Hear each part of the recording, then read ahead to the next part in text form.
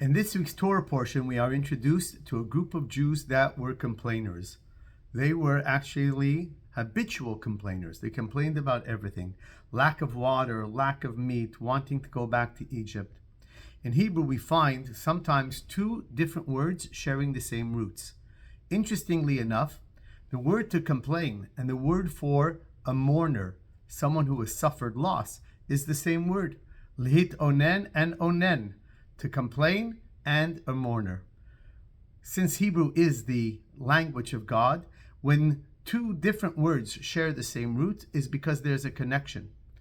And if I can take poetic license, maybe the connection is that sometimes when you see someone who is a constant complainer, it's like a mourner, a person who really has a reason to be sad, sometimes depressed, because there's a situation that he cannot undo.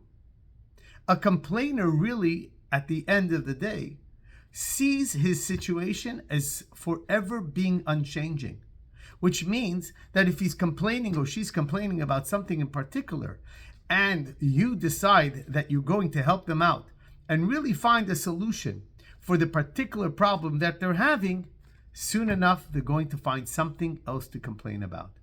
Because the habitual complainer is not really complaining about something that's missing in their life or something that's really negative in their life. They just like to complain, which means that nothing is ever going to be enough or nothing is ever going to be right. And that's the difference. A real complaint can be fixed by tackling the problem and finding a solution.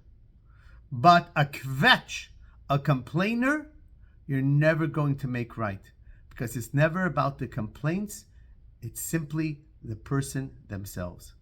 And I was thinking how this relates to the situation with the Jewish people today. There are people that no matter what, they will find issue with the Jewish people. And we're always doing something wrong. We're always in the wrong. We always should be doing something different.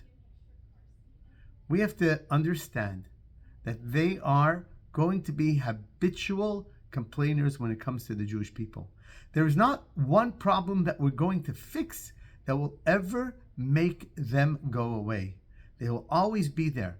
And when we fix one thing or try to fix one thing, and they say, okay, this is good enough, soon enough they'll be back with another complaint. So I realized, stop answering them. Do you know why you should be liking us?